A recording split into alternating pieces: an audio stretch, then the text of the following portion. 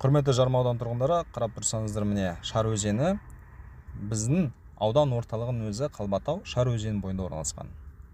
Және де жалғыз Қалбатау емес, алатын болсақ, міне бүйтіп қарасақ, ең бірінші ауыл ол Кентарлау Шар өзені бойында орналасқан. Одан кейін міне қарап тұрсаңыздар, Чарское водохранилище. Чарское водохранилищенің қасында міне қаншама ауылдар шоғырланған. Ол Чарский бассейнінің қасында. Біз білеміз, Ертышский бассейн бар, Чарский бассейн бар, сөйтіп өзі географиялық атаулар бар. Соған байланысты міне Чарский водохранилищенің арқасында қаншама егістіктер Қалбатау маңайында егіліп отыр. Былайша айтқанда, ауданның ауыл шаруашылығын көтеріп отырған осы Шар өзені. Тіршілік көзі отырған. Егін болсын, мал болсын, осы Шар өзені арқасында міне қаншама ауылдар пайда болып, егістік пайда болып, ауыл шаруашылығы міне осындай 60 километрдей ұзындығы Шар каналдарының ұзындығы.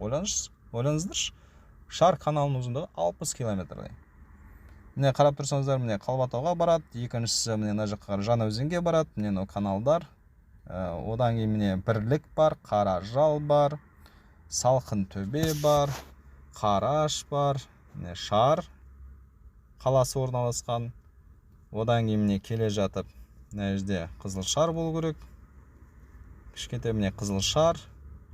Одан кейін міне мына жерде Кезенсуды Шарға жақын орналасқан. Міне мына жерде Суықбұлақты екіге бөліп тұрған Шар өзені, міне станциясы, міне Суықбұлақ поселкісі. Содан кейін міне Известняк карьері міне Шар өзені бойында орналасқан. Алатын болсақ, келе жатып Разъезд, міне одан қалса Ұзынжал, міне қаншама жаңағы кішкентай өзендер Шар өзеніне құйылады. Қарап тұрғаныңызда міне река Қорғанбай дейді. Ұзынжалдан кейін міне Терістамбалы болу керек. Міне одан кейін алатын болсақ, міне тағы да Клементьевка дейді. Бұл енді жаңа семей болып есептеледі деймін. Міне Шульбинсктің дачалары осы жерде. Бұлақ міне осы жерде орналасқан Шар өзені маңайына ертіске қойылады.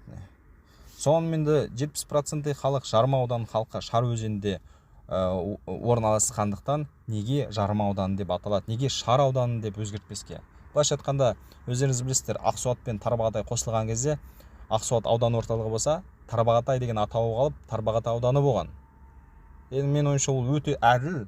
Ал қазіргі кезде Шар аудан тұрғындары не Шар ауданының аты да жоқ, не Шар орталығы да жоқ. Енді шын мәнінде қала болып ауылға бағынып отырмыз. Қалай түсінуге болады? Мен ойымша Қазақстан